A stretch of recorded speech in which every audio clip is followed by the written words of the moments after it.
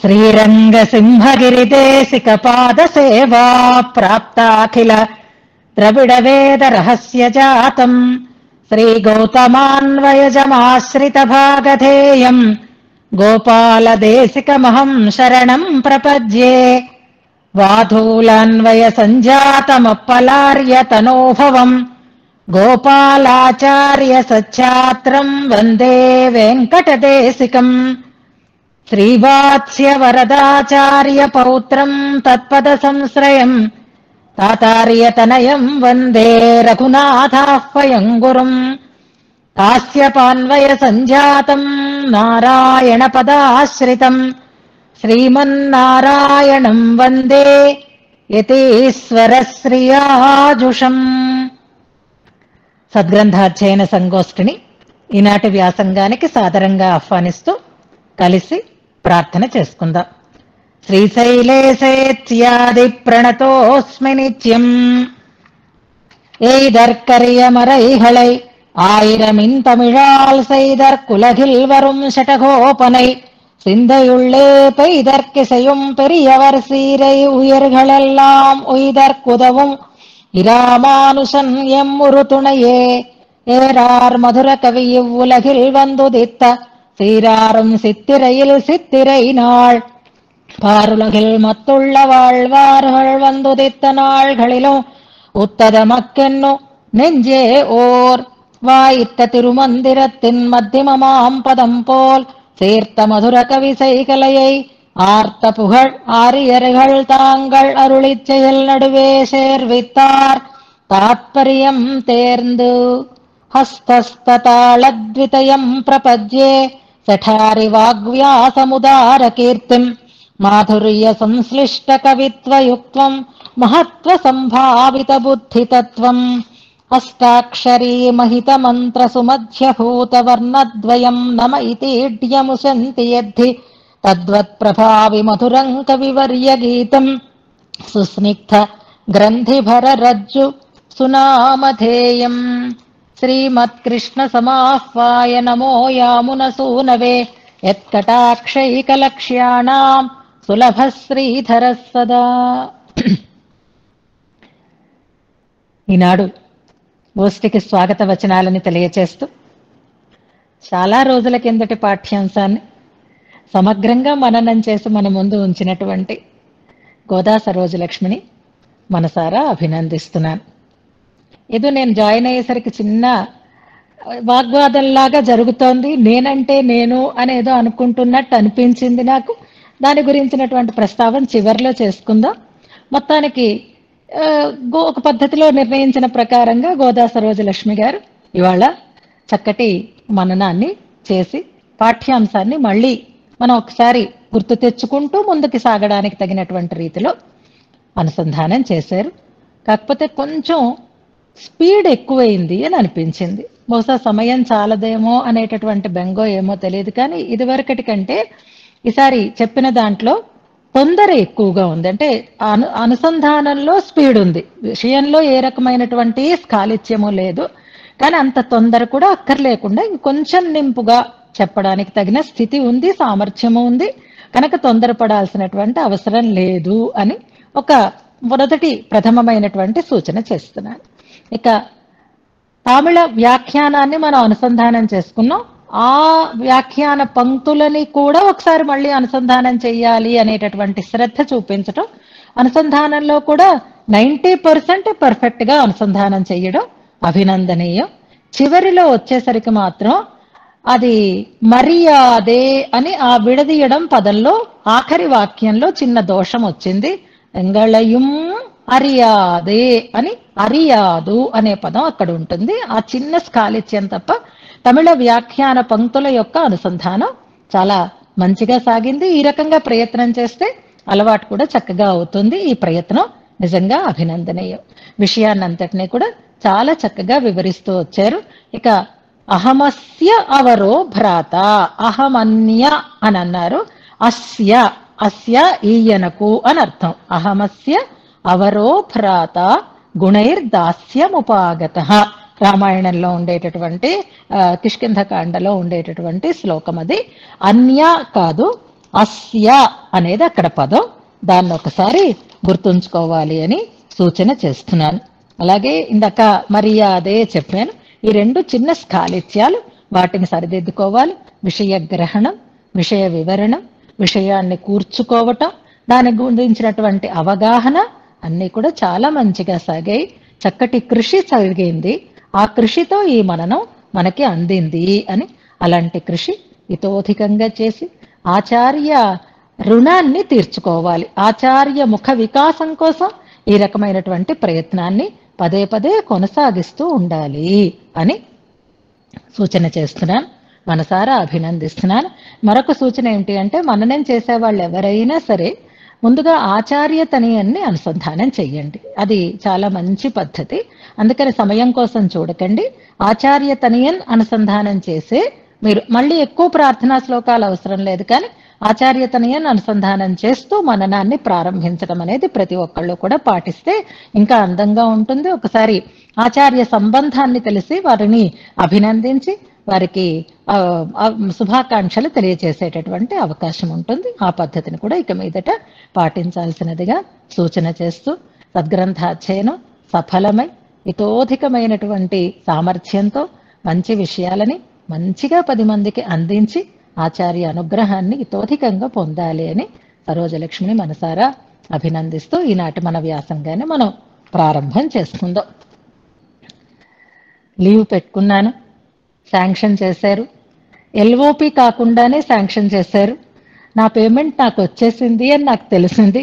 నేను చెక్ చేసుకున్నాను, నా అకౌంట్లో పడిపోయింది. నా సమయాన్ని నాకు ఇచ్చేశారు. మీరు చక్కగా మన ఈ వ్యాసంగపు సమయాన్ని సద్వినియోగం చేసుకుంటూ అభ్యాసం చేసినటువంటి మీ అందరినీ ముందుగా నేను మనసారా అభినందిస్తున్నాను. ఆ రకంగా నాకు నష్టం లేకుండా నాకు ఒక అవకాశాన్ని ఇచ్చినటువంటి గోష్ఠి వారికి, ప్రత్యేకించి మననం క్లాసులలో మీరు అన్వయించినటువంటి వారందరినీ కూడా మనసారా అభినందిస్తున్నాను. నేను అన్నదానికంటే ఇంకొక 2 రోజులు ఎక్స్ట్రా కూడా ఎక్స్టెండ్ చేసుకున్నాను లీవ్ని. అయినా సరే మీరు దాన్ని కూడా శాంక్షన్ చేశారు. ఇవాళకి సంసిద్ధంగా ఉన్నారు. మనం ఇంట్రడక్షన్ చెప్పుకున్నాం కఠినం సిరుత్తాంబు దివ్య ప్రబంధానికి. అది చక్కగా ప్రశ్న సమాధాన రూపంగా చక్కగా అభ్యాసం చేసేసి దాన్ని పటిష్టం చేసుకుని మంచిగా ప్రాక్టీస్ చేసేసి, మళ్ళీ అంతకుముందు మనం చెప్పుకున్నటువంటి వారణమాయిరం దివ్య ప్రబంధాన్ని కూడా మళ్ళీ జ్ఞాపకం చేసుకుంటూ మీరు చేసినటువంటి ఈ గడిపినటువంటి ఈ సమయం చాలా చాలా విలువైనది. అలా ఆ టీంని లీడ్ చేసినటువంటి టీం లీడర్ మంజు గారిని, అలాగే మన పార్టిసిపేట్ చేసినటువంటి గోష్ఠి సభ్యులను అందరినీ కూడా విశేషించి మంగళాశాసనం చేస్తూ చాలా ఆనందంగా ఈనాటి వ్యాసంగాన్ని మనం ప్రారంభం చేసుకుంటున్నాం. ఈ ముందుగా మనం పాఠం చెప్పుకుందాం, తర్వాత కబుర్లు కూడా చెప్పుకుందాం. ముందు కబుర్లు అయితే బాగుండదు కాబట్టి ముందుగా మనం పాఠ్యాంశాన్ని ప్రారంభం చేసుకుందాం. మనం కఠినం సిరుత్తాంబు దివ్య ప్రబంధానికి ఉండేటటువంటి ఉపోద్ఘాతాన్ని చాలా వివరంగా చెప్పుకున్నాం. అంతా ప్రాక్టీస్ చేసేసారు కాబట్టి మళ్ళీ దాన్ని నేను రిపీట్ చేయాల్సినటువంటి అవసరం లేదు. తనయన్లను కూడా ప్రారంభం చేసుకున్నాం. అందులో మొదటి తనయన్ని విస్తృతంగానే మనం వివరణ చేసుకున్నాం. అవిదిత విషయ అంతర సఠారే అని. అందాది ప్రబంధం ఇది అని అనుకున్నాం మనం. అందాదిగానే తనయన్లు కూర్చున్నటువంటి ఆచార్యులు కూడా మనకు వచ్చారు అని కూడా చెప్పుకున్నాం. తిరుప్పల్లాండు తనయన్ని మనకు అందించినటువంటి మహనీయులు, కఠిన సిరుత్తాంబు తనయన్లను మనకు అందించిన మహనీయులు శ్రీమన్నాథ మునులు అని వారి గురించినటువంటి ప్రస్తావనని మనం చేసుకున్నాం. ఇప్పుడు మనకి మననం చేసినటువంటి క్రమంలో భగవంతుడు అవిదిత విషయాంతరహ అన్న చోట విషయాంతరములు అంటే ఏమిటో సరోజలక్ష్మి చక్కగా మనకు వివరణ చేశారు. అలా విషయాంతరములు తెలియకుండా ఉన్నవారు, మరొక రూపం కూడా మాకు వద్దు అని అనుకున్నటువంటి వారు ఎవరు అంటే నమ్మాళ్వార్లు అని ఆ దివ్యక్షేత్రాన్ని గురించి వారు పాడినటువంటి పాశురాన్ని, అలాగే అమలనాదిపిరాన్ని అనుగ్రహించినటువంటి తిరుప్పాణర్ని, అలాగే భావో నాణ్యత్ర గచ్చతి అని చెప్పినటువంటి హనుమత్ స్వామిని గురించి మనం ఉపోద్ఘాతంలో అనుసంధానం చేసుకున్నాం. ఆ రూపం తప్ప, ఆ స్థితి తప్ప మరొకటి వద్దు అని. ఇంకా నేను మామూలుగా మనకు అలవాటు అవ్వడం కోసం కృష్ణ లీలాసుకులు శ్రీకృష్ణ కర్ణామృతం అని అన్నాను. కానీ శ్రీకృష్ణ కర్ణామృతంలో రాముడు వచ్చి అడిగినట్టుగా ఉండదు. ఆ శ్లోకాన్ని బట్టి నేను అలా అర్థం వివరణ చేశానన్నమాట. అంటే రాముడు వచ్చాడు అడిగాడు అని ఉండదు, ఒక శ్లోకాన్ని అక్కడ మనకు అందిస్తారు. అందులో ఎలా ఉంటుంది అంటే, రామా నీ రూపం మార్చుకోవయ్యా, అప్పుడు నేను నీకు నమస్కారం చేస్తాను అని అంటారనమాట. అంటే మీకు మనసులో ఒకవేళ మళ్ళీ అలాంటి భావన ఉండిపోతుందేమో అని చెప్తున్నాను. రామచంద్రుడు వచ్చాడని అడిగాడని అక్కడేం ప్రస్తావన ఉండదు, కానీ తనకు ఉండేటటువంటి కృష్ణ వైభవాన్ని, ఆ వ్యామోహాన్ని ఆ రకంగా ఒక శ్లోకంలో లీలాసుకులు మనకి వ్యక్తం చేశారు అనే విషయాన్ని మనం గుర్తుపెట్టుకుందాం. ఇప్పుడు మనం నాథమునుల తనియన్లను అనుసంధానం చేసుకుంటున్నాం కనుక చరమపర్వ నిష్టని ప్రతిపాదన చేసేటటువంటి ఖండినం సిరుత్తాంబులో అందించినటువంటి మధుర కవులు మనకి ఆళ్వార్ల క్రమంలో ఎవరిని పోలి ఉన్నారు అనే దాన్ని ఒకసారి చెప్పుకుందాం. ఆచార్యుల క్రమంలో ఎవరితో మనం సమన్వయం చేసుకోవచ్చు అనేది చెప్పుకుందాం. అలాగే ఇతిహాసంలో శ్రేష్టమైనటువంటి శ్రీరామాయణంలో ఎవరిని పోలి ఉన్నారు అనేదాన్ని తీసుకున్నాం. ఇంతకుముందు ఒక ముగ్గురిని చెప్పుకున్నాం, అది విషయాంతరముల మీద దృష్టి లేకుండా ఉండడం అన్న చోట హనుమంతుడు, నమ్మాళ్వార్లు, తిరుప్పాణర్ ముగ్గురిని మనం చెప్పుకున్నాం. ఇప్పుడు చరమపర్వనిష్ట కలిగి ఉన్నటువంటి వారిలో ముగ్గురిని మధుర కవులతో మనం సమన్వయం చేసుకోవచ్చు. ఆళ్వార్ల కోటి అంటే ఆళ్వార్ల కోటిలోకి చేరిన వారు మధుర కవి ఆళ్వార్లు. మధుర కవులని గురించి మనం సమన్వయం చేసుకుంటున్నాం కాబట్టి మిగిలిన ఆళ్వార్లను మనం చూసుకుంటే ఆచార్యనిష్ట కలిగినది ఆండాళ్ళమ్మవారు. మనం ఉపదేశ రత్నమాలలో చెప్పుకున్నాం కాబట్టి ఆండాళ్ళమ్మవారితో మనం పోల్చుకొని చెప్పవచ్చు ఆచార్యనిష్ట కలిగి ఉండడం అని. ఆచార్య క్రమంలో మనం అక్కడే ఉపదేశ రత్నమాలలోనే ముగ్గురిని గురించి చెప్పారు అని ఎతిరాశర్ అని అక్కడ రామానుజుల వారిని గురించి మనకి చెప్పారు. అది ఒక క్రమం అయితే, రామానుజుల వారికి కూడా ఆచార్యులైనటువంటి ఆళ్వందార్లని మనం ఇక్కడ సమన్వయం చేసుకోవచ్చు, గుర్తుపెట్టుకుందాం. ఎందుకంటే వారికి కూడా ఆచార్యులు, వారు కూడా అటువంటి ఆచార్యనిష్ట కలిగినటువంటి వారే కనుక మనకి స్తోత్ర రత్నంలో మా పితామహం నాథమునిం విలోక్య అని ఆచార్య సంబంధాన్నే మొదట చివర కూడా వారు భావించారు కనుక మధుర కవులని లాంటి వారే ఆళ్వందార్లు అని చెప్పుకోవాలి. ఆచార్య కోటిలో ఆళ్వందారు అని మనం ఒక పోలికని మనం చెప్పుకోవాలి. అలాగే రామాయణంలో ఉండేటటువంటి వ్యక్తులలో శత్రుఘ్నుని వంటి వారు అని మనం చెప్పుకున్నాము సూత్రప్రాయంగా. శత్రుఘ్నుని వంటి వారు అంటే నిజానికి నలుగురు అన్నదమ్ములు కూడా విష్ణు అంశతో ఆవిర్భవించినటువంటి వారే అయినా రామానుజులుగా వారు చాటినటువంటి ధర్మమేది, విశేష ధర్మమేది అనే దాని గురించి ప్రస్తావన కూడా మన వాళ్ళు చేస్తూ ఉంటారు. సామాన్య ధర్మాలని రాముడిగా, విశేష ధర్మాలని రామానుజులుగా పరమాత్మే ఈ లోకానికి చాటి చెప్పాడు అంటారు. కర్త కారయిత చ సహ, ఆయనే కర్త, ఆయనే కారయిత కూడా. అంటే చేయించేవాడు ఆయనే, చేసేవాడు కూడా ఆయనే. ఆయన చెప్పడం మరొకరు చెయ్యడం కాదు, ఆయనే చేస్తాడు, ఆయనే చేయించేవాడు అవుతాడు. కనుక ఈ రామానుజులు కూడా భగవత్ అంశ సంభూతులే అని మనం తెలుసుకోవాలి అని అనుకుంటే వాళ్ళల్లో లక్ష్మణస్వామితో పోలికని చెప్తున్నారు, శత్రుఘ్నునితో మధుర కవులకి పోలికని మనకి చెప్తూ ఉంటారు. కారణం ఏమిటి అంటే భగవంతుడే నాకు సర్వస్వం అని భగవద్దాస్యాన్ని కోరుకున్నవాడు లక్ష్మణస్వామి, భగవద్దాస్యాన్నే చేసినవాడు భరతుడు కూడా. కాకపోతే లక్ష్మణుడు నిర్బంధించి చేశాడు, భరతుడు భగవంతుడు ఎలా చెప్తే అలా విని భగవత్ కైంకర్యాన్ని చేశాడు. ఇవి రెండిటికంటే మించి భగవంతుడు కాదు, భగవంతుడికి చెందిన భక్తులే తనకి సర్వస్వము అనుకుని దాస్యాన్ని చేసినటువంటి వాడు శత్రుఘ్నుడు. కనుక ఆయన వైభవాన్ని గురించి చెప్తూ అనఘః నిత్య శత్రుఘ్నః అని రెండు పదాలతో ఆయన వైభవాన్ని చెప్తారు అని మనం అనుకున్నాము. నీతః ప్రీతి పురస్కృత. స్వాతి లాంటి వాళ్ళు ఈ శ్లోకం ఎక్కడదో చెప్పేస్తారు. అయోధ్యకాండలో గచ్చతా మాతుల కులం అని ప్రారంభమవుతుంది. మొదటి శ్లోకమే అది. కాండము మొదటి ప్రారంభంలోనే ఉంటుంది, మొదటి సర్గే అవుతుంది, శ్లోకము మొదటి శ్లోకమే అవుతుంది. శత్రుఘ్నుడు భరతుడి చేత తీసుకుని పోబడ్డాడు అనేటటువంటి ఒక శ్లోకం. అందులో శత్రుఘ్న వైభవం అంతా కూడా మనకి చెప్పబడి ఉంటుంది అని అంటారు. అక్కడ అఘము అంటే పాపము అనర్థం, అనఘః అంటే పాపము లేనివాడు అని అర్థం. శత్రుఘ్నః అంటే శత్రువులను జయించినటువంటి వాడు అని అర్థం. నిత్య శత్రుఘ్నః అని ఎప్పుడు అంతరమైన బాహ్యమైనటువంటి శత్రువులను జయించగలిగే ఇంద్రియ జయం కలిగినటువంటి వాడు ఆయన అని రెండు గొప్పతనాలు శత్రుఘ్నుని విషయంలో మనకి తెలియచేస్తూ ఉంటారు. ఇక్కడ నిజానికి ఇక్ష్వాకు వంశంలో పుట్టినటువంటి మహనీయులందరూ కూడా పాపరహితులే అయి ఉంటారు. కానీ అనఘః అని ఎందుకు చెప్తున్నారు? ఏమిటి ఇక్కడ అఘం అంటే గుర్తు పెట్టుకుందాం బాగా, ఇది మనం అన్వయం చేసుకోవాలి.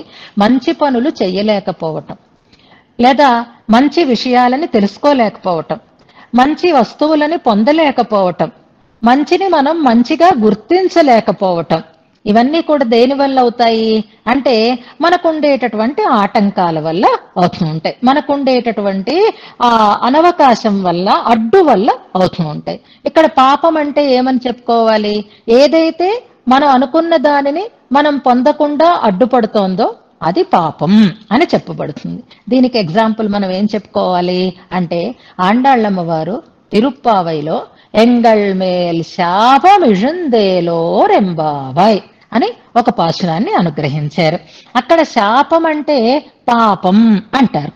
శాపం అంటే పాపం ఎందుకైంది అంటే శాపమే ఉన్న స్థితిని మార్చింది, మంచిని పొందడానికి అవకాశం లేకుండా చేస్తోంది. అంచేత శాపం అంటే పాపం ఎలా అయిందో పాపం అంటే కూడా అడ్డు అని అర్థం అన్నమాట. అడ్డు దేనికి అంటే మనం పొందాలనుకున్న దాన్ని పొందకుండా చేసేది ఏదైతే ఉంటుందో అది మనకి అడ్డు. అనఘః అన్న చోట అడ్డు లేనివాడు పాపం లేనివాడు అని శత్రుఘ్నుణ్ణి ప్రత్యేకించి చెప్తున్నారు. అంటే ఆయనకి దేనికి అడ్డుగా ఉంది, ఏది అడ్డుగా ఉంది అనంటే భాగవత సేవకి అడ్డుగా ఉండేది భగవత్ సేవ, భాగవత భక్తికి అడ్డుగా ఉండేది భగవద్భక్తి అని చెప్పబడతారు.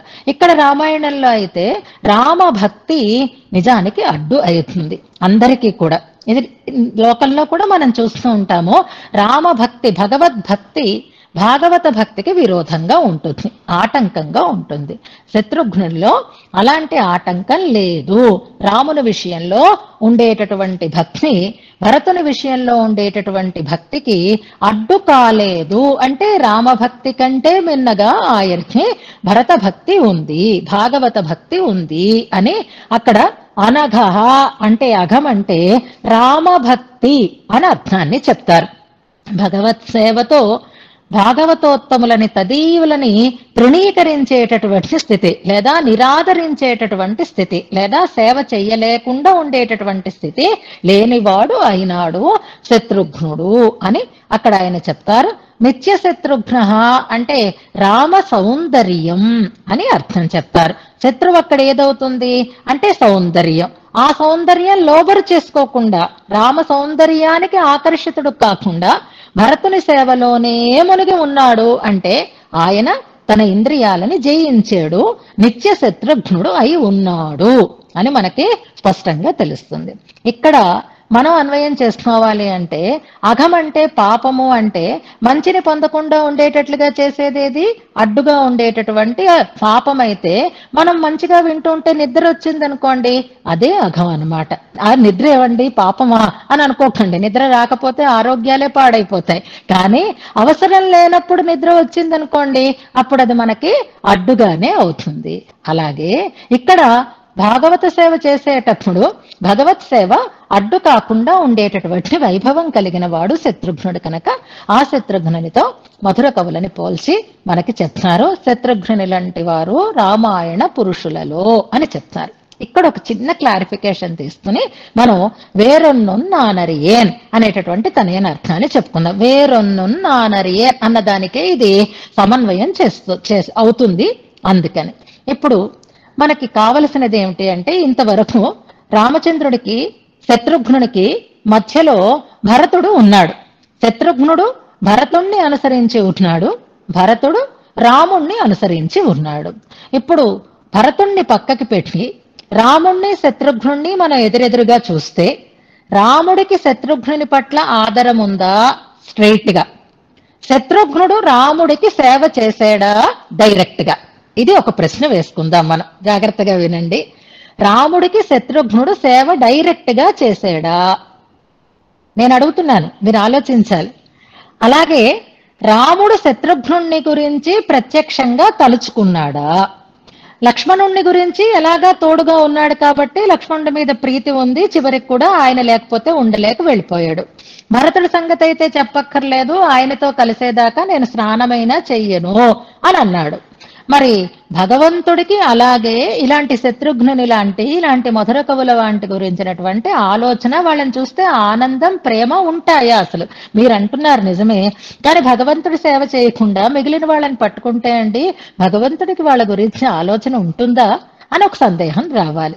అంటే ఉంటుంది, ఆయన్ని కూడా తనతో ఆనందంగానే చూశాడు అనడానికి రామచంద్రుడు అన్నటువంటి అరణ్యకాండలో ఉండే ఒక సన్నివేశం మనకి జ్ఞాపకంగా ఉంటుంది. శ్లోకం తర్వాత మీరు వెతుక్కుందరు గాని, నేను ఎప్పుడు కలుస్తానో కదా అని బాధపడుతూ ఉంటాడు రామచంద్రస్వామి. కదాన్వహం సమేక్ష్యామి భరతేణ మహాత్మన శత్రుఘ్నేన చ వీరేణ త్వయాచ రఘునందన అని లక్ష్మణుడితో అంటాడు రామచంద్రస్వామి అరణ్యకాండలో. గుర్తుపెట్టుకోండి, అరణ్యకాండలో లక్ష్మణుడితో అంటున్న మాట ఏమిటంటే, లక్ష్మణ నీతో నేను ఎప్పుడు కలుస్తానో కదా అన్న మాట. నిజానికి మరొక సోదరుడైతే ఆ మాటని మన్నించడు, రాముడి ముఖం కూడా ఇంకొకడు చూడు. త్వయాచ రఘునందన అని లక్ష్మణుడితో పక్కనే ఉన్నాడు, అహర్నిశలు సేవ చేస్తున్నాడు. నీతో ఎప్పుడు కలుస్తానో కదా లక్ష్మణ అని అంటున్నాడు. అంటే ఆ కలయిక పరిపూర్ణం కావాలి. ఎప్పుడు అంటే, ఎప్పుడు నేను భరతుడితో కలుస్తానో కదా, ఎప్పుడు నేను శత్రుఘ్నుడితో కలుస్తానో కదా, ఎప్పుడు నీతో కలుస్తానో కదా. అంటే భరత శత్రుఘ్నులతో కూడి నీతో నేను కలవడం, వాళ్ళు కూడా ఉన్నప్పుడే నువ్వు నాతో ఉన్నటువంటి ఆనందం పరిపూర్ణంగా నాకు కలుగుతుంది అని రామచంద్రస్వామి శత్రుఘ్నుణ్ణి గురించి చేసినటువంటి ప్రస్తావన మనకు అక్కడ స్పష్టంగా కనిపిస్తుంది. మరి ఎందుకు రామచంద్రస్వామికి అంత ఇష్టం అంటే, భరతేన అని అనుకునేసరికల్లా శత్రుఘ్నుడు గుర్తుకొచ్చేశాడు. భరతుడు ఉంటే శత్రుఘ్నుడు లేకుండా ఉండదు కదా, కనుక భరతుడే సర్వం అనుకుని ప్రేమగా చూసుకుని సేవ చేసేటటువంటి శత్రుఘ్నుడు ఎంత గొప్పవాడో కదా అని ప్రీతిగా ఇష్టంగా శత్రుఘ్నుణ్ణి గురించి తలచినటువంటి సన్నివేశం మనకక్కడ కనిపిస్తుంది. సో భగవంతుడికి అలా భాగవత భక్తి కలిగిన వారి పట్ల ప్రీతి ఉంటుంది అనడానికి రాముడు ఈ అన్నమాటని మనం గుర్తుపెట్టుకుందాం. ఇక శత్రుఘ్నుడు అసలు రామచంద్రుడి వైపు ముఖం ఎత్తి చూశాడా? అసలు శత్రుఘ్నుడు రామసేవ చేద్దాము అని ప్రయత్నం చేశాడా? అసలు ఎప్పుడైనా చేసాడా అనడానికి సందేహం అక్కర్లేకుండా చివరిలో యుద్ధకాండలో పట్టాభిషేక సందర్భంలో ఒక సన్నివేశం ఉంటుంది. రామచంద్రస్వామిని తీసుకుని అయోధ్య నగరానికి బయలుదేరుతున్నారు. ఆయన్ని రథం మీద ఆసీనుడిగా చేస్తారు. ఆ రథాన్ని నడిపించేవాడు ఒక ఆయన ఉండాలి కదా. మనకి భారతం అనేసరికల్లా కృష్ణుడు రథసారథి గుర్తొస్తాడు, కానీ రామచంద్రుడి రథాన్ని నడిపించినటువంటి సారథులు అనేక మంది ఉన్నారు. ఇప్పుడు ఆ నందిగ్రామం నుంచి అయోధ్యకి తీసుకుని వస్తూ ఉండేటప్పుడు ఆ రథాన్ని అధిరోహించిన తర్వాత ఆ పగ్గాలని పట్టినటువంటి వాడు ఎవరు అంటే భరతుడు ఆ రథపు పగ్గాలని పట్టాడు అశ్వాలని నడిపించడానికి. జగ్రాహ భరతో రశ్మీన్ శత్రుఘ్న ఛత్రమాదదే. మనకి పట్టాభిషేక సర్గలో ఈ శ్లోకం ఉంటుంది, గమనించండి. నంబర్ ఏదైతే అది తర్వాత మీరు పెడుదురు గాని, జగ్రాహ భరతో రశ్మీన్ పగ్గాలు భరతుడు పట్టుకున్నాడు, శత్రుఘ్న ఛత్రమాదదే శత్రుఘ్నుడు రామచంద్రస్వామికి ఛత్రాన్ని పట్టాడు అని అక్కడ ఒక ప్రస్తావన మనకి కనిపిస్తుంది. సరే, లక్ష్మణుడి సంగతి చెప్పక్కర్లేదు, వ్యజనం వాళ్ళ విసనకర్ర పట్టుకుని వీస్తున్నాడు, చామరాలు వీస్తున్నాడు అని ఉంటుంది. అంటే ఇప్పుడు శత్రుఘ్నుడు ఎవరికి సేవ చేస్తున్నాడు? భరతునిక రామచంద్రస్వామిక? అంటే శత్రుఘ్న ఛత్రమాదదే శత్రుఘ్నుడు ఛత్రాన్ని పట్టాడు అంటే రామకైంకర్యాన్ని ఆయన డైరెక్ట్ గా చేశాడు అని మనకు ఉంటుంది కదా.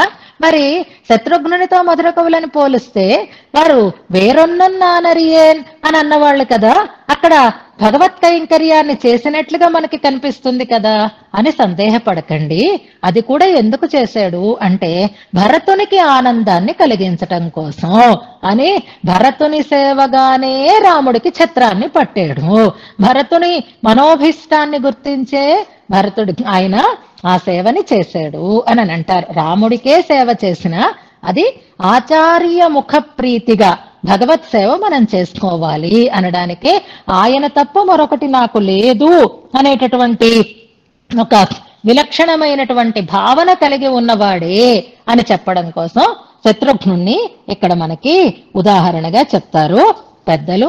అలాంటి వైభవం కలిగినటువంటి వారు మధుర కవులు అని మనం తెలుసుకుంటూ, ఆ మధుర కవుల వైభవాన్ని గురించి మరొక తనయన్, తమిళంలో చెప్పినటువంటి తనయన్ని ఇప్పుడు ఒక్కసారి మనం వివరంగా తెలుసుకుందాం. వేరొన్నుం నానరియేన్ వేదం తమిళ్ సైదమారన్ சட்டகோபன் வன்குருகூர் ஏறு எங்கள் வாழ்வாமென்னேத்தும் மதுர கவியார் எம்மை ఆళ్వార్ అవరే అరణ్. మొదటిది సంస్కృతంలో ఉంది, అదే అర్థం ఇందులో కూడా మనకి తెలియబడుతోంది. అక్కడ ఉండేటటువంటి ప్రయోగాలు, ఇందులో ఉండేటటువంటి ప్రయోగాలు ఎందుకు మళ్ళీ చెప్తున్నారు అంటే, ముందుగా దీనికి దానికి ఉండేటటువంటివి ప్రత్యేకత అంటే తేడా ఏమిటి అంటే, మొదటి తనయంలో అది మధుర కవుల వైభవాన్ని తామే డైరెక్ట్ గా చెప్తున్నారు నాథమునులు.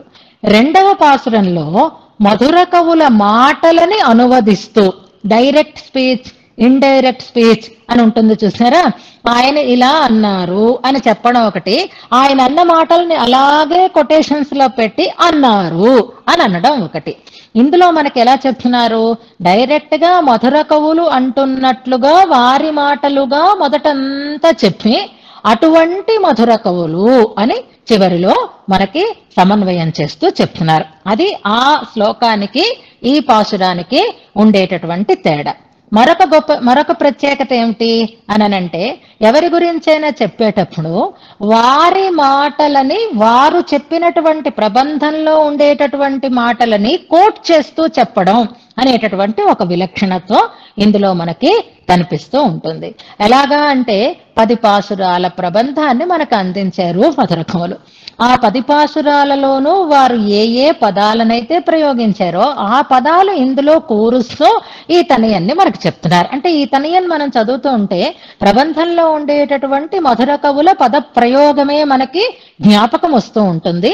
అలా పదాల కూర్పుతో ఉండేటటువంటి పాసురం ఇది అని మరొకటి మనకి చెప్తున్నారు. దేవు మత్తరియేన్ అన్నట్లుగా వేరొన్నుం నానరియేన్ అని. ఇది ఇప్పుడు మనం ఏమి ఆ పాసురాలని ఇక్కడ మనం నెంబర్లు చెప్పుకోక్కర్లేదు, ఎలాగా పాసురాలన్నీ మనం చెప్పుకుంటాం కాబట్టి ఈ తనయన్ని మనం ఆయా పాసురాల దగ్గర ఈ తనయన్ని గుర్తు తెచ్చుకుంటూ అప్పుడు మనం దీనికి దానికి సమన్వయాన్ని చేసుకుంటే సరిపోతుంది.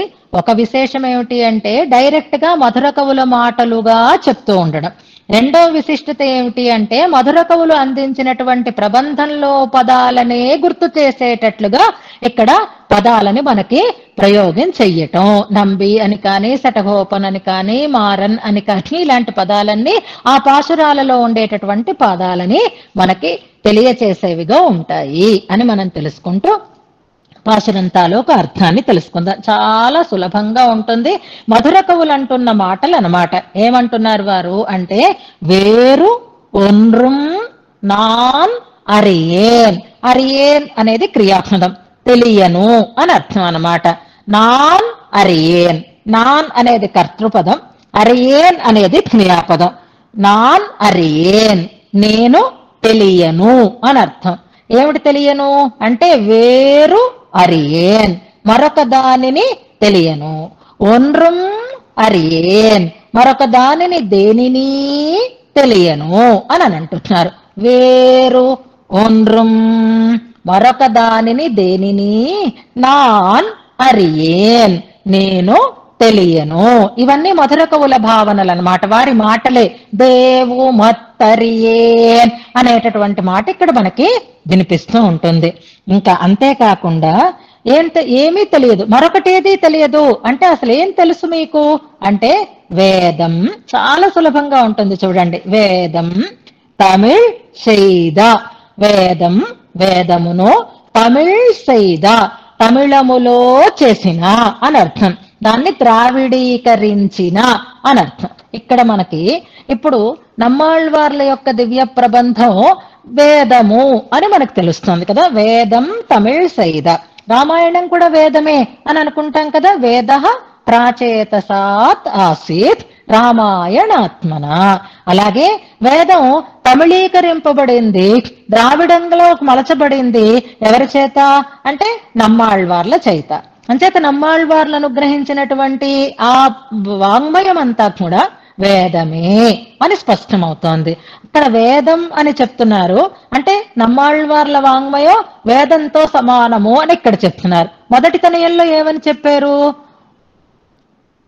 వేదమే, కానీ వేదాంతం అని ఉపనిషదా ఉపగాన మాత్ర భోగ. క్వశ్చన్స్ తయారు చేసేస్తున్నారు అందరూ. ఒక్కరే కాకుండా ఒక్కొక్కళ్ళు ప్రశ్న పత్రాన్ని తయారు చేస్తున్నారు. కాబట్టి ప్రశ్నలకు కూడా మీకు నేను ఎలా తయారు చేసుకోవాలని చెప్తున్నాను. తనయంలో వేదాంతము ఉపనిషత్తులు అని ఏ తనయంలో అన్నారు, వేదము అని ఏ తనయంలో అన్నారు. అంటే ఉపనిషత్తులు అని మొదటి తనయంలో అన్నారు, వేదము అని రెండవ తనయంలో ఉన్నారు. వేదమైన వేదాంతమైన ఒకటే, తేడా కాదు. కానీ తనయంలలో ఉండేటటువంటి ప్రయోగంలో ఉండే వైచిత్రుడి మనం గమనించడానికి అన్నమాట. వేదం తమిళ్ సైగ మారన్ శఠగోపన్ ఈ పదాలు కూడా మనకి తర్వాత మధుర కవుల ప్రబంధంలో వస్తాయి. మారన్ ఆయన కారిమారన్ అని ఆయన తల్లిదండ్రులు పెట్టిన పేరు. శఠగోపన్ ఆయన శఠార్వాయువుని కోపించినటువంటి వారు అయినటువంటి. ఎక్కడ పుట్టారు ఆయన? వన్ కురుగూర్, అందమైనటువంటి కురుగూరుకి ఏరు. ఏరు అంటే వృషభము అని అర్థం. ఇక్కడ వృషభము అంటే శ్రేష్ఠులు అని అర్థం. శ్రేష్ఠులు అంటే అధిపతి అని అర్థం. అంటే కురుగూరికి అధిపతి అయిన వారు, కురుగూరికి నిర్వాహకులైనటువంటి వారు అనే అర్థంలో వన్ కురుగూర్ ఏరు. అలాగే కురుగూరికి నిర్వాహకులైనటువంటి మహానుభావులైనటువంటి ఆయన ఎంగళ్ వాజు ఆమ్. ఎంగళ్ మనకు వాజు ఆమ్. వాజు అంటే సంపద. ఇది మన ఉపదేశ రత్నమాల పాఠం చెప్పుకున్నాం, పాసరం చెప్పుకున్నప్పుడు ఎంగళ్ వాజ్వాం వారే మనకి సంపద అవుతున్నారు అని అనుకున్నారు. ఇంతవరకు మధుర కవుల మాటలు అన్నమాట. మధుర కవులు ఏమని చెప్తున్నారు? నాకు వేరొకటి ఏదీ తెలియదు, వేదాన్ని ద్రావిడీకరించినటువంటి మారన్ శఠగోపులే, కురుగూరుకి నిర్వాహకులైనటువంటి శఠగోపులే నాకు సర్వము, నాకు సంపద అని ఎన్నో ఏత్తుం అని స్తుతించేటటువంటి అంటున్నారనమాట. అంటే ఇప్పుడు నేను మీకు చెప్తున్నాను పాఠం, మీరు మళ్ళీ మననం చేసి చెప్పాలన్నప్పుడు మీరు ఎలా చెప్తున్నారు అంటే అని అమ్మగారు చెప్పారు అన్నప్పుడు నేను అన్న మాటనే అలా కోట్ చేసి అని చెప్పారు అని చెప్పడం లాంటిదన్నమాట. ఇక్కడ మధుర కవుల మాటలనే అలాగే చెప్తూ, వారు చెప్తున్నట్టే చెప్తూ ఎన్రో ఏతో అని స్తుతించేటటువంటి మధుర కవియార్ నమ్మాళ్వార్లని ఈ రకంగా స్తుతించేటటువంటి మధుర కవియార్ మధుర కవులు ఎమ్మై ఆళ్వార్ మనని పరిపాలించేటటువంటి మహానుభావులు, మనకి నిర్వాహకులు అయినటువంటి వారు అంటున్నారు. ఎవరంటున్నారు ఈ మాట? నాథమునులు అంటున్నారు కదా. నాథమునులకి పరిపాలకులు ఎవరు? మధుర కవులు. మధుర కవులకి సంపద ఎవరు? నమ్మాళ్వార్లు. నమ్మాళ్వార్లు ఏమంటారు? నాకు ఇంకేం తెలియదు, అంతా శఠగోపులే, ఆయనే నాకు సంపద సర్వస్వం అని అంటారు. అలా అనేటటువంటి మధుర కవులే మనకు సర్వస్వం అని చెప్తున్నారు నాథమునులు. మధుర కవియార్ ఎమ్మై ఆళ్వార్. మన ఆళ్వార్లు ఎవరు? ఆళ్వార్లు అంటే పరిపాలించేవారు అని అర్థం కదా. అని ఆయనే అవరే అరణ్ స్పష్టం చేస్తున్నారు. అవరే అరణ్, వారే మనకి అరణ్ అంటే రక్షకులు. అరణ్ అంటే ప్రాకారము అని అర్థం అన్నమాట. ఇక్కడ మరొక పాఠాంతరం కూడా ఉంటుంది, మీ పుస్తకాలలో అన్నిట్లో ఇలాగే ఉంటే పర్వాలేదు. శరణ్ అనేటటువంటి పదం కూడా ఉంటుంది. శరణ్ అంటే కూడా దిక్కు రక్షకము అని అర్థమే. అరణ్ అంటే కూడా దిక్కు రక్షకము అని అర్థం. అందుకని అవరే అరణ్ మనకి మధుర కవులే దిక్కు, మధుర కవులకి ఆళ్వార్లే సర్వమైనట్లుగా ఈ మధుర కవులే మనకు సర్వస్వము అని నాథమునులు ఈ పాసురంలో మనకి తెలియచేస్తున్నారు. నాథమునులు మధుర కవులు చెప్పినటువంటి ప్రబంధంలో ఉండేటటువంటి పదాలు స్ఫురించేటట్లుగా నా మధుర కవుల వైభవాన్ని ఇందులో స్తుతి చేశారు. వారి మాటలలోనే చెప్తున్నట్లుగా ఇందులో ఈ స్తుతిని మనకి కొనసాగించారు అని మనం తెలుసుకుంటూ వారి పాదారవింద సన్నిధిని దాసోహ సమర్పణం చేసుకుందాం. ఈ రెండు తనియన్లకి కూడా పెరియవాచ్యాంబి ఒకటి గుర్తుపెట్టుకోండి, మొత్తం 4000 దివ్య ప్రబంధానికి పెరియవాచ్యాంబిళ్ళే వ్యాఖ్యానాన్ని చేశారు అని కదా మనం వింటున్నాము. అయితే పెరియవాచ్యాంబిళ్ళే ఏ తనియన్లకి వ్యాఖ్యానాన్ని అందించలేదు. తనియన్లు బహుశా తర్వాతి కాలంలో వచ్చినవి కూడా అయి ఉండవచ్చు, ఉన్నప్పటివి అయి ఉండవచ్చు. కానీ ఆళ్వార్ల తనయన్లలో అయితే తర్వాతి కాలం అనే కూడా అనుకోవడం. మధుర కవులు చెప్పిన తర్వాత నాథములు వచ్చారు, తర్వాత వాళ్లే కదా వ్యాఖ్యానాన్ని రాసినటువంటి వారందరూ. అంచేత పెరియవాచ్యాంబిళ్ళై వ్యాఖ్యాన కాలానికి మనకి తనయన్లు కూడా ఉంటాయి, కానీ ఏ తనయన్కి కూడా వారు వ్యాఖ్యానాన్ని ఇవ్వలేదు. అలా వ్యాఖ్యానాన్ని తనయన్లకి అందించినటువంటి చాలా వరకు వ్యాఖ్యానాన్ని అందించినటువంటి వారు పిళ్ళైలోకంజీయర్ అని ఈ పేరు కూడా గుర్తుపెట్టుకుందాం. తనియన్ వ్యాఖ్యానాలు మనకి పిళ్ళలోకంజీయర్ స్వామి వారు అందించారు. అటువంటి వారి వ్యాఖ్యాన వైభవాన్ని మనం అనుసంధానం చేసుకుంటూ అవతారిక మనం ఇంతకు ముందే చాలా వరకు చెప్పేసుకున్నాం. ఇప్పుడు అసలు ప్రబంధాన్ని మనం ప్రారంభం చేసుకోబోతున్నాం. ఈ ప్రబంధంలో మనకి చెప్పినటువంటి వారి వైలక్షణ్యాన్ని తెలుసుకున్నాము, మధుర కవుల యొక్క వైలక్షణ్యాన్ని. ఇప్పుడు ఇందులో చెప్పబడిన విషయం తాలూకు గొప్పతనాన్ని చెప్పుకున్నాం. అదే ఆచార్య వైభవము, అదే తదీయుల వైభవము, భాగవత వైభవము అని అనుకుంటున్నాం కదా. ఇప్పుడు ఒక్కసారి పాయింట్ వేసిన అంటే ఎందుకండి మాకు వీళ్ళు, మాకు దేవుడే కదా, ఏది చెయ్యాలన్నా దేవుడే కదా చెయ్యాలి, వీళ్ళు ఎందుకండి మాకు, వీళ్ళతో మాకేమిటి, ఎందుకు వాళ్ళని పట్టండి అని చెప్తారు, ఈ తదీయుల వల్ల మనకి కలిగేటటువంటి ప్రయోజనాలు ఏమున్నాయి అని అనంటే, మనం వెళ్ళవలసినటువంటి స్థానం పరమపదమే అయినా, మనం పొందవలసినటువంటి లక్ష్యం భగవత్తత్వమే అయినా, దాన్ని పొందించటంలో వీళ్ళు మనకి ఎలా సహాయపడుతున్నారు అన్నదానికి వ్యాఖ్యానంలో ఒక చిన్న వివరణం మనకు ఉంటుంది. అవతారికలో చివరిని ఉంటుంది.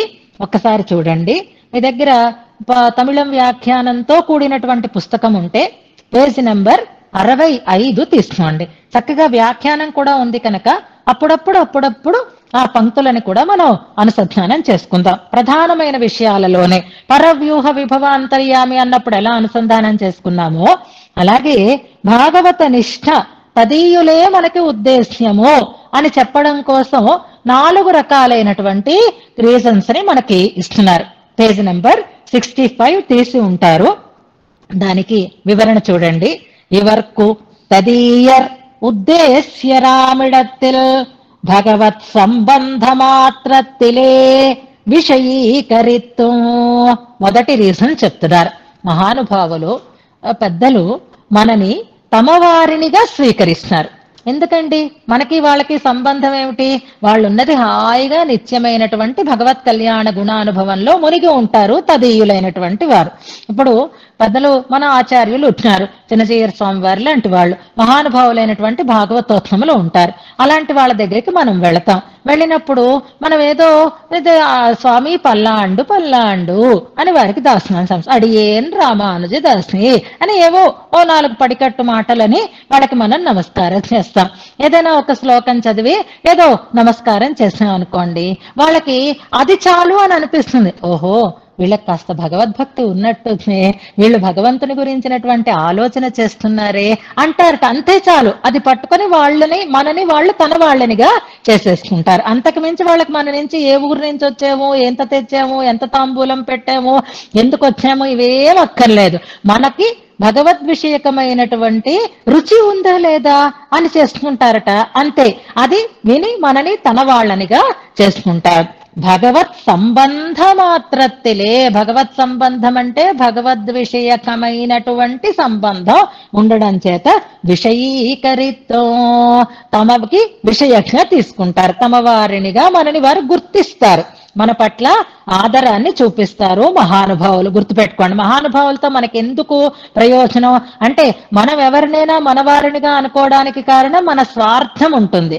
కానీ వాళ్ళకైతే వాళ్ళ స్వార్థం కాదు, భగవత్ సంబంధమే కారణంగా మనని వారు స్వీకరిస్తున్నారు. అంతేకాదు, స్వీకరించిన దగ్గర నుంచి కూడా వారు మనలో ఉండేటటువంటి ఆ మంచి రుచిని, మంచి సంస్కారాన్ని పెంపొందిస్తూనే ఉంటారన్నమాట.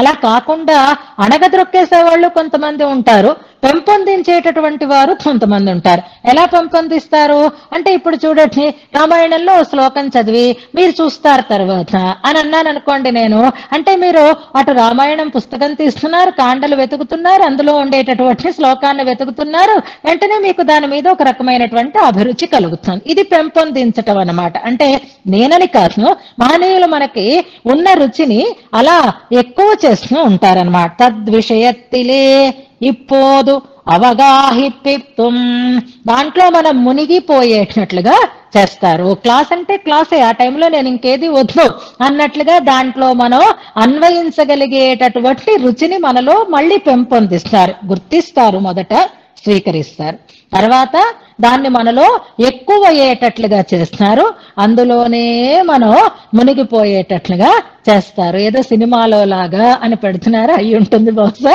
అలా మనని అందులో ముంచుతారు అన్నమాట. అయిపోయింది.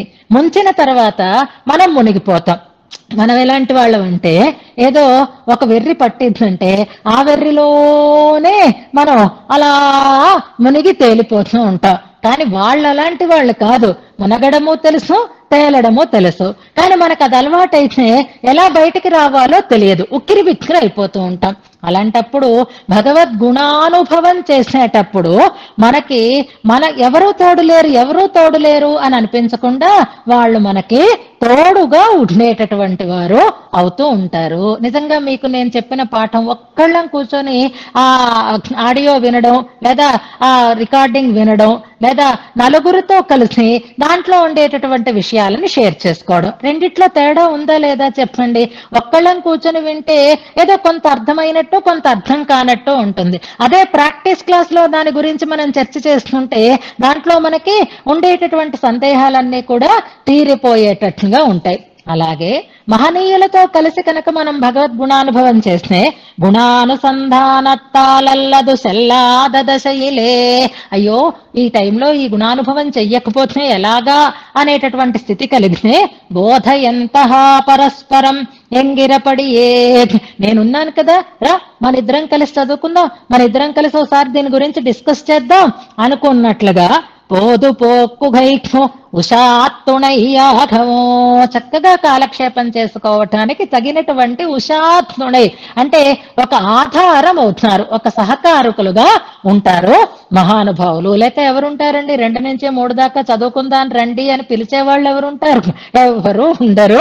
హాయిగా మరొక రకమైనటువంటి పనిలో మునిగిపోయే వాళ్ళు ఉంటారు. అలా ఉంటే, అలా మనలాగే మనతో కలిసి ఈ అనుభవం చెయ్యాలనే వాళ్ళు ఉంటే ఎంత ఆనందం. అలాంటి వాళ్ళు అన్నమాట. అదే భగవంతుడు రా అంటే వస్తాడా? ఆయనకి 1000 పనులు ఉంటాయి. కానీ భాగవతోత్తములైతే, ఆచార్యులైతే మనతో కలిసి అలాంటి ఆనందాన్ని పంచుకునేటటువంటి వారు అవుతారు.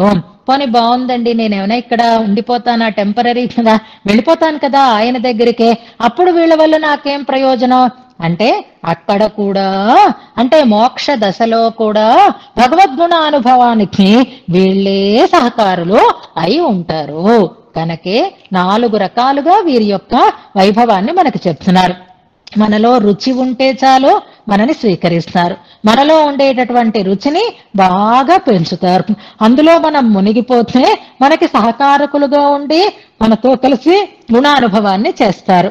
మోక్ష దశలో కూడా మనకి భగవద్గుణానుభవంలో సహకారులుగా ఉండేటటువంటి వారు అవుతారు.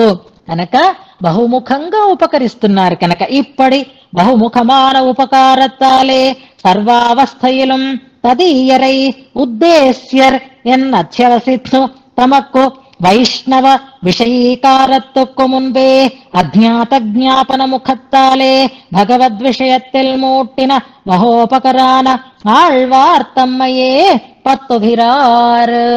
అలా తమకి తదీయ శేషత్వాన్ని గుర్తింపచేసినటువంటి ఆళ్వార్లనే సర్వస్వంగా ఇందులో పడుతున్నారు మధుర కవి ఆళ్వార్ అని మనకి అవతారికని చెప్పి ఇప్పుడు పాశురాన్ని ప్రారంభం చేస్తున్నారు. మొట్టమొదటి పాశురాన్ని మనం ఇవాళ శుభంగా ప్రారంభం చేసుకుందాం. ఎన్నిసార్లు విన్నా, ఎంతమంది ద్వారా విన్నా వినవలసినటువంటి అద్భుతమైనటువంటి అర్థాన్ని ప్రతిపాదిస్తూ ఉండేటటువంటి అద్భుతమైన చిన్న ప్రబంధం పదిత్తందాది అని అనుకున్నాం కదా. ఇది నిత్యము మనం అనుసంధానం చేసుకోవలసినటువంటి అద్భుతమైనటువంటి ప్రబంధం. దాంట్లో మొదటి పాశురాన్ని ప్రారంభం చేసుకుందాం. కణ్ణిను సిరుత్తాంబినాల్ కట్టున్న పణ్ణియ పెరుమాయన్ ఎన్నప్పనిల్ నన్ని తెన్కురుగూర్ నంబి ఎన్నక్కాల్ అన్నిక్కుం అముదూరుం ఎన్రావుకే. ఇది మొదటి పాశురం. అముదూరుం ఇందులో ఇదే క్రియగా మనం తెలుసుకోవాలి. ఊరుతుంది అని అర్థం అన్నమాట. నోరూరడం అనే పదప్రయోగం మనం తెలుగులో చేసినట్టే అముదూరుం అమృతము ఊరుతుంది అని చెప్తున్నారు. ఇదే క్రియాపదంగా మనం అనుకోవాలి. అవాంతర క్రియలు కూడా చాలా ఉన్నాయి. వాటిని గురించి మనం ప్రతిపదార్థం చెప్పుకున్నప్పుడే చెప్పుకుందాం. ఎవరికి ఊరుతుంది, ఏమి ఊరుతుంది అంటే అమృతము ఊరుతుంది, నాలుకకి ఊరుతుంది అని వెనక చివరి పదాలని మనం ప్రయోగం చూసుకుంటే ఎన్నావుకే నా నాలుకకి, ఎన్నావుకే నా నాలుక అని అక్కడ ఒక విశేషమైనటువంటి ప్రత్యేకతని చెప్తున్నారు. అముదు ఊరుం అమృతము ఊరుతుంది. ఏమంటే ఊరుతుంది, ఎలాంటి భావన కలుగుతుంది అంటే అమృతము ఊరుతుంది నాలుకకి అని అంటున్నారు. మళ్ళీ అదే 4వ పాదంలో ఇంకొక పదం ఉంది చూడండి, అన్నిక్కం అని ఒక పదం ఉంది, అముదూరం అని ఒక పదం ఉంది. అన్నిక్కం అనేది కూడా మనం క్రియాపదక్ష తీసుకుంటే అన్నిక్కం అంటే తీయగా ఉంటుంది అని అర్థం అన్నమాట. ఇదొక పదం. అముదూరం అన్నది మరొక పదం, అంటే మధురంగా అనిపిస్తుంది అంటున్నారు. అన్నిక్కం ఎన్నావుకే అముదూరం నా నాలుకకి అమృతము ఊరుతుంది. అన్నిక్కం ఎన్నావుకే అని కూడా మనం అనుసంధానం చేసుకున్నది. కానీ అన్నిక్కం అనేది మొదటి దానికి పెట్టేసుకోవాలన్నమాట. ఇప్పుడు చూడండి, 10 రోజులు గ్యాప్ వచ్చింది లేదా 12 రోజులు, 10 రోజులు కాదండి 2 రోజులు ఇంకా ఎక్స్ట్రా అని మీరు నాకు గుర్తు చేస్తున్నారు కాబట్టి 12 రోజులు గ్యాప్ వచ్చింది. ఇవాళ మళ్ళీ పాఠం వినాలంటే చాలా ఇష్టంగా ఉంటుంది. అబ్బాయి ఎన్నాళ్ళు అయింది కదా, హాయిగా పాఠం ఇవాళ వినొచ్చు అని ఇవాళైతే ఇంట్రెస్టెడ్ గా ఉంటుంది. ఇదే ఒక 15 రోజులు కంటిన్యూస్ గా వెళ్ళిన తర్వాత మళ్ళీ కొంచెం దాని మీద ఒక రకమైనటువంటి ఔదాసీన్యం కలుగుతుంది. ఇలా కాకుండా ఎప్పుడూ ఇష్టంగా ఉండాలి అంటే ముందు మనస్సు దాన్ని ఇష్టపడాలి కదా. మనస్సు ఇష్టపడింది అనుకోండి, అప్పుడు మనకి ఆ ప్రవృత్తి కూడా ఇష్టంగానే ఉంటుంది. ఇక్కడ అముదూరం అనేది నాలుకకి అమృతం ఊరుతుంది అని బాహ్యమైనటువంటి ఆనందాన్ని చెప్పి, అన్నిక్కో అనేది అబ్బా ఎంత హాయిగా ఉంటుందో అని అన్నాం అనుకోండి, ఆ హాయి దేనికి, మనస్సుకి అన్నమాట. మానసికమైనటువంటి ఆనందము అలాగే కాయికమైనటువంటి ఆనందము, ఈ రెండింటినీ చెప్తున్నారనమాట. దేని గురించైనా తలుచుకుంటే హాయిగా అనిపించాలన్నమాట, ఆనందంగా అనిపించాలి. ఆ ఆనందం మనస్సుకి అనిపించాలి, అలాగే మాటకి అనిపించాలి. ఇప్పుడు ఈ ఆనందం నాకు మనస్సుకి ఉంటుంది, అలాగే నాలుకకి కలుగుతుంది అంటున్నారు. ఏమంటే అంటే నంబి ఎన్నక్కాల్, నంబి అంటే చాలుట, నంబి అంటే నా నాలుకకి అమృతం ఊరుతుంది అంటున్నారు. ఏం చేస్తే, దేనికంటే, ఎప్పుడు నాకు బాగుంటుంది అనడానికి ఒక కంపారిజన్ తో మనకు చెప్తున్నారు. దీనికంటే అది బాగుంటుంది అని చెప్తున్నారనమాట. ఇలా సాహసిస్తూ చెప్పినటువంటి వైనం మనకి మధుర కవులలోనే కనిపిస్తుంది. ప్రారంభం చేస్తున్నారు పాశురాన్ని. కణ్ణి నున్ సిరు తాంబినాల్, మరి ఎక్కడ మీకు సందేహం అనేదే ఉండకూడదు. ప్రతి పదం అర్థం భాషించాలి. కణ్ణి అంటే ముళ్ళు కలిగిన, ముళ్ళు అంటే ముళ్ళు కాదు ముడి అని అర్థం, దానికి బహువచనం అన్నమాట. కణ్ణి అంటే ముడి కలిగిన, ముడులు కలిగిన. నున్ అంటే చాలా సన్నని.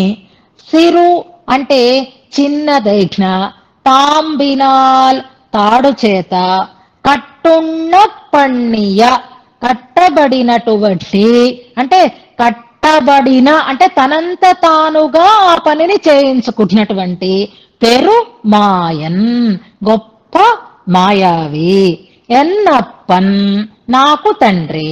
ఎన్నప్పనిల్ అలా ఆయన నామాన్ని అనుసంధానం చేసినప్పుడు కంటే నన్ని ఆయన్ని దాటి మా గురువు గారి దాకా వచ్చి నన్ని అంటే చేరి అని అర్థం. తెన్ కురుగూర్ నంబి, కురుగూర్ నంబి అని దక్షిణ దేశానికి చెందినటువంటి కురుగూరులో ఉండేటటువంటి పూర్ణులు అని అంటే ఎన్నక్కాల్ అని అన్నట్లయితే అన్నెక్కు తీయగా ఉంటుంది అంటున్నారు. అముదూరం ఎన్నావుకే నా నాలుకకి అమృతం కూడా ఊరుతుంది అంటున్నారు ఇందులో. అంటే భగవంతుడి నామాన్ని అనుసంధానం చేసినప్పటికంటే మా ఆచార్యుల యొక్క నామాన్ని అనుసంధానం చేస్తే నాకు చాలా ఆనందం కలుగుతుంది అంటూ ప్రారంభం చేస్తున్నారు. ఇందులో చాలా విశేషాలు ఉంటాయి. చాలా వివరంగా మనం చెప్పుకునేటటువంటి ప్రయత్నం చేద్దాం. అయితే ఇప్పుడు ఒక చిన్న సందేహం ఏమిటి అంటే, ఆచార్య నిష్ఠ కలిగినటువంటి మహానుభావులు మధుర కవులు అని చెప్తున్నారు కదా, అన్నింటిలోనూ ఆచార్యులనే అనుసరించి చెప్పాలి కదా. ఆచార్యులని అనుసరించి చెప్పేటప్పుడు ప్రబంధంలో కూడా ఆచార్యులనే అనుసరించాలి. వారు అందాది ప్రబంధాన్ని చెప్పారు, వీరు అందాది ప్రబంధాన్నే మనకు అనుగ్రహించారు. పెద్ద చిన్న తేడా కానీ అందాదే. దానికి కూడా నమ్మాళ్ళవార్లే వీరికి మార్గదర్శి అని మనం చెప్పుకున్నాం కదా. మరి గురువు గారు ఎలా ప్రారంభించారో శిష్యుడు గారు కూడా అలాగే ప్రబంధాన్ని ప్రారంభం చెయ్యాలి కదండి. గురువు గారు ఎలా ప్రారంభించారు అంటే ఉయర్వర ఉయర్నలముడయవన్ అని ప్రారంభించారు. అంటే నమ్మాళ్ళవార్లు తమ దివ్య ప్రబంధాన్ని భగవంతుని యొక్క కళ్యాణ గుణ వైభవాన్ని చెప్పడంతో ప్రారంభం చేశారు. గుణానుభవంతో ప్రారంభం చేశారు. మరి వీరు దేంతో ప్రారంభం చేస్తున్నారు అనంటే వీరు కూడా గుణానుభవంతో ప్రారంభం చేస్తున్నారు. తమాషా గుణం అనేటటువంటి పదానికి ఉండేటటువంటి అర్థాన్ని మనం తెలుసుకోవాలి. గుణములు అంటే క్వాలిటీస్ అనే అర్థంలో మనం తీసుకుంటాం. గుణము అంటే తాడు అని అర్థం అన్నమాట. గుణానుభవం అంటే భగవంతుని కళ్యాణ గుణానుభవం నమ్మాళ్ళ వాళ్ళు చేశారు.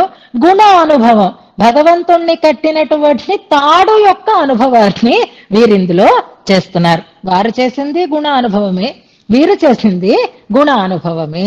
వారు గుణానుభవం భగవద్గుణానుభవం చేస్తున్నారు. భగవంతుడి పట్లే వ్యామోహాన్ని కలిగి ఉన్నవారు కనుక వీరు చేస్తున్నారు గుణానుభవాన్ని. ఎలా చేస్తున్నారు అనంటే వీరికి భగవంతుడి పట్ల అంత వ్యామోహం లేదు. మరెవరి మీద ఉంది? గురువు గారి మీద అంతటి వ్యామోహం ఉంది. మరి ఆ గురువు గారి మీద వ్యామోహం తనకి ఎక్కువగా ఉంది అని చెప్పడం చేత ఇక్కడ అక్కడ కట్టబడినటువంటి భగవంతుడు కనపడడం లేదు, భగవంతుణ్ణి కట్టినటువంటి తాడు కనిపిస్తుంది అన్నమాట.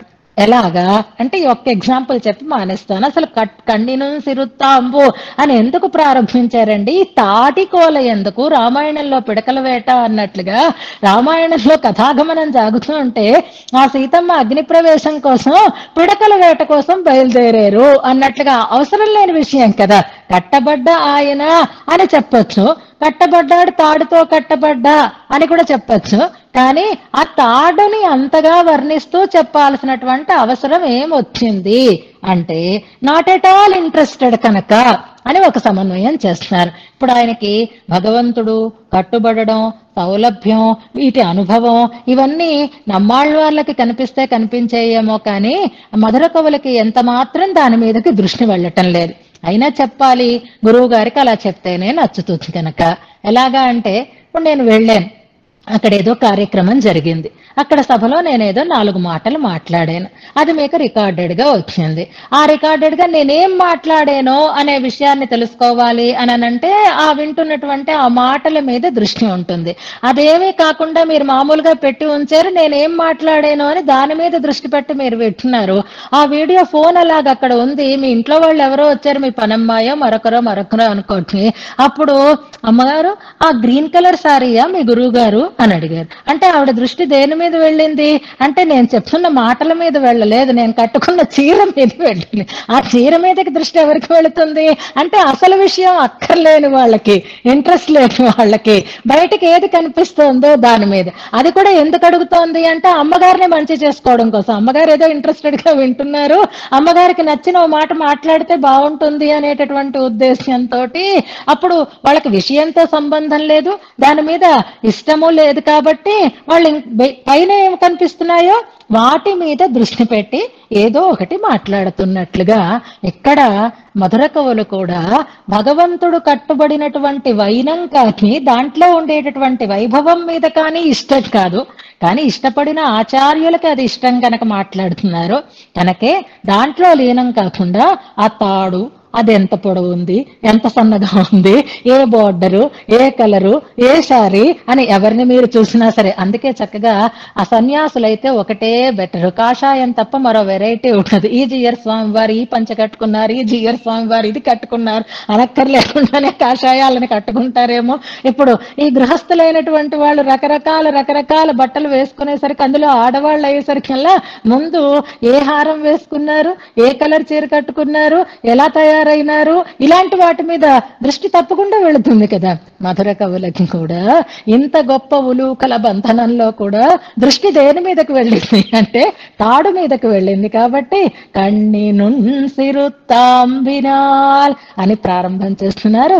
ఈ గుణ వైభవాన్ని మనం యథావకాశం రేపు వివరంగా తెలుసుకుంటూ ముందుకు సాగుదాం. ఇవాళ పాశురాన్ని నేను అంటాను, ఉపదేశాత్మకంగా అన్న తర్వాత ఈ వ్యాసంగాన్ని పరిపూర్ణం చేసుకుందాం. సరోజలక్ష్మి వేరొన్నున్నానరి అని చెప్పేశాను మొన్న నేను, అందుకని పాశురం ఒక్కటి ఇప్పుడు ఉపదేశాత్మకంగా తెలుసుకుంటే సరిపోతుంది. కన్ని